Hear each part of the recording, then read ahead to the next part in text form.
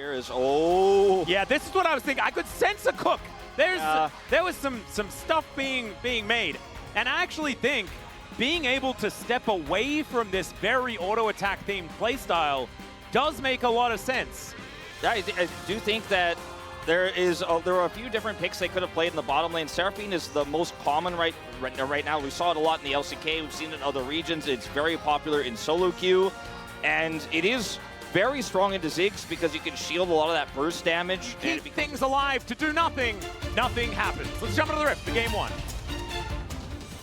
Raptor is their lane swapping Def to the top lane. Alistair still in the bottom lane here for Barrel.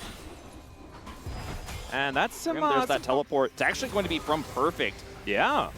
Very interesting that they're getting in for Perfect. Oh, no. There's the flash. Gets it out of Henna as well in response. Not able to quite get the headbutt back. So much value, and he's going to come up here for a gank.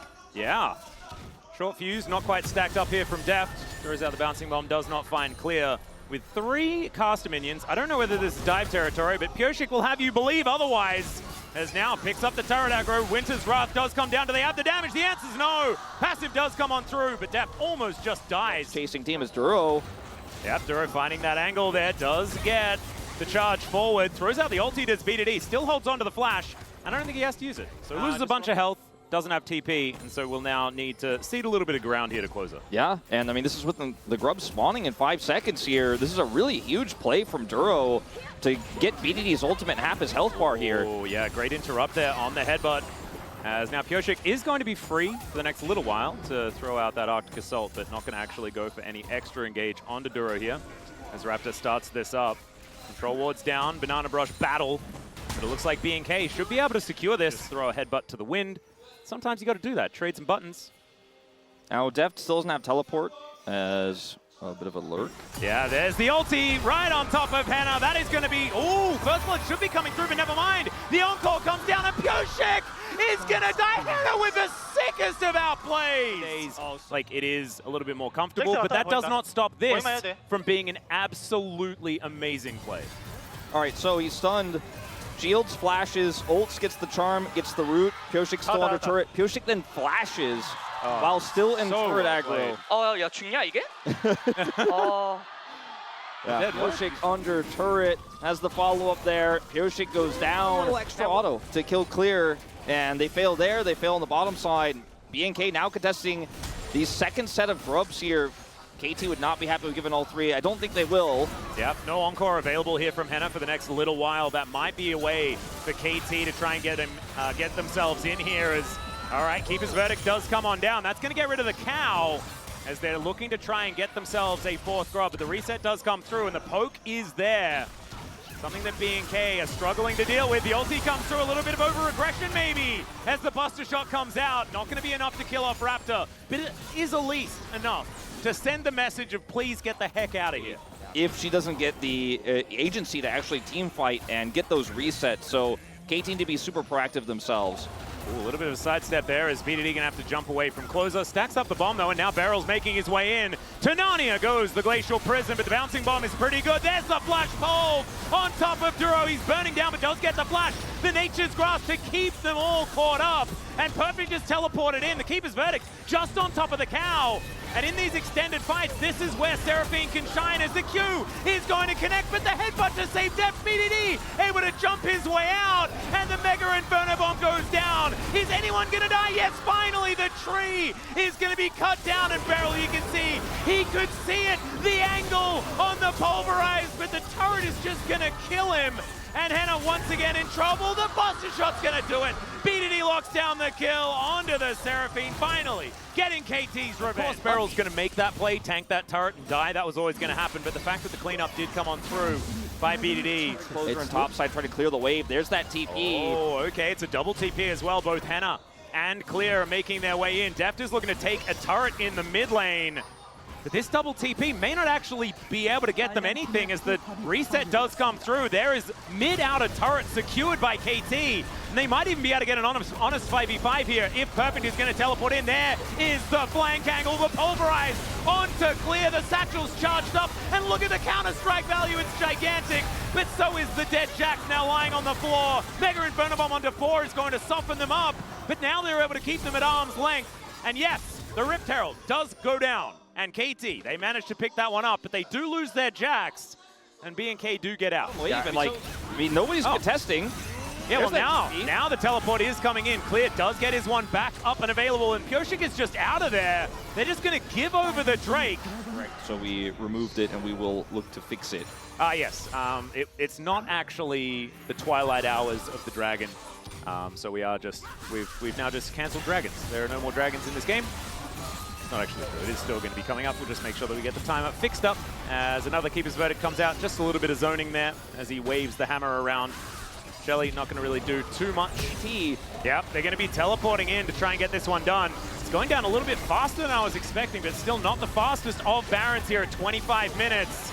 Def does have that Mega Inferno Bomb up and available, and the damage that this Baron does right now is a lot larger than what B&K can sustain through, so they are just going to back away. They get those teleports, though. Kind of made the fool of him.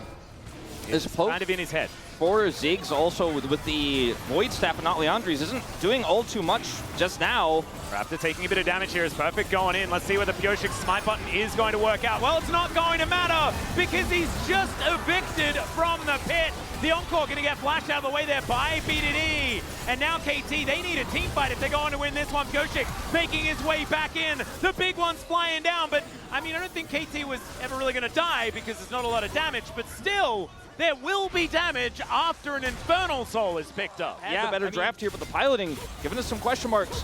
Hasn't quite worked out, although Duro now in a very uncomfortable position is going to flash, and that is going to get him to relative safety. Mega Inferno Bomb, and that'll finish off the kill onto the very frustrating Poppy. Okay, moving towards the Baron, wanting to deny that one as much as possible. A pretty, I guess, conservative teleport here from Closer as he makes his way in. And BDD is just going to do the dragon by himself. That's one of the great things about Tristana. If your opponent is just trying to trade objectives and going, come at me, we have control, then the Trist just solos the dragon and you get nothing. Yep. Really nicely done there from KT. Kind of highway robbery here. That is straight up. This whole game, it has not really moved at all as Raptor is in trouble. Now the Twisted Advance is on cooldown as they get rid of the damage. So that means that Raptor should be alive, but they now lose Nature's Grasp and the Keeper's Verdict. Two imperative ultimates for this next fight. Not for the Drake fight, but maybe for a fight around a Baron. This is the thing, right? Because we kind of stated it from the very beginning. The tools that KT has, they're the ones that should be able to get them ahead in this series. Headbutt pulled onto Raptor. They can't lose the jungle. Oh, no! Straight into Drake is what KT are asking for. All right. Here. Keeper's Verdict is now back off cooldown right now from Duro, but the Baron, it's just dead. And now the reset is going to be possible, the reset up for this dragon. And KT, they have a Baron on top of it with this composition. Oh, it's devastating here for B&K. As B&K, they do get first position around this dragon. As all right, KT, can you actually find any of the angles here as Nature's Grasp does come down? Mega Inferno Bomb has come in. That is the Infernal Soul. As Def trying to get that damage down. They get rid of the Jax. BDD's at full health though. And over he goes. Perfect execution is not the name of the ability, but perfect just executed Closer. And now Deft is looking for some bouncing bombs onto Duro. Yes, you got the Infernal Soul, but no, I don't think you're going to live through it. As KT, they don't get the couple of stragglers there as the teleport out does work out. B&K is not the Giga Infernal Soul comp by any means. No, it feels a little bit like Infernal Denial, which certainly is still a good thing as Clear has to go in. He's pretty tanky as the Nature's Grasp comes down as well. They get rid of Pyosik first. Out goes the Cow and Deft. He has to flash. BDD and Deft, they need a front line to fight around.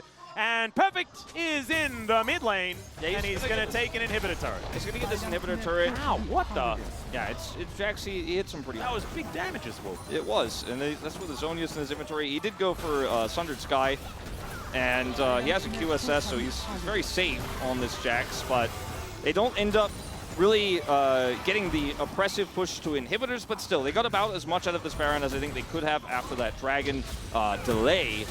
So watch this one more time. Pyosik goes in here, unfortunately finds himself in the Q3, and yeah, it's just very sloppy. The single target here, it's slow, but it has a lot of chain CC on the side of B&K. Yeah. Even a tanky Sejuani is going to fall victim. Pyosik going into that Q3 is what is his demise. And I don't know whether this was like a call to say like, you should go in, because even if you die, we take 2 turrets, so it's K.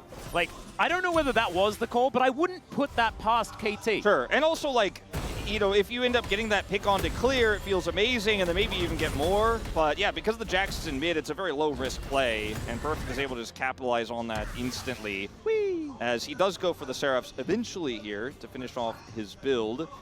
And it's a lot of big burst damage that will go through a lot of the MR because of the Void Staff rather than the other MR item, which names escapes me, Crypt Bloom.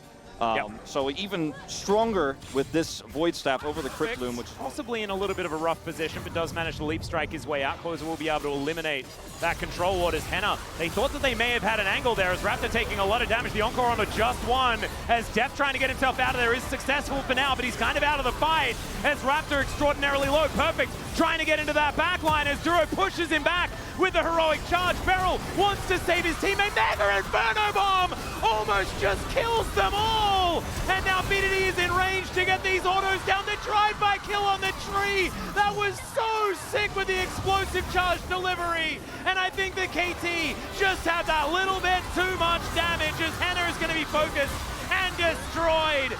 And KT, it took them 44 minutes or something like that, but I think they're finally going to win this game. it may not have been a Penta, but that is the exact type of team fight I was talking about. Deft holds his bomb for so long, even though Raptor is definitely killable, just to get the maximum value. Player's just trying to buy time here.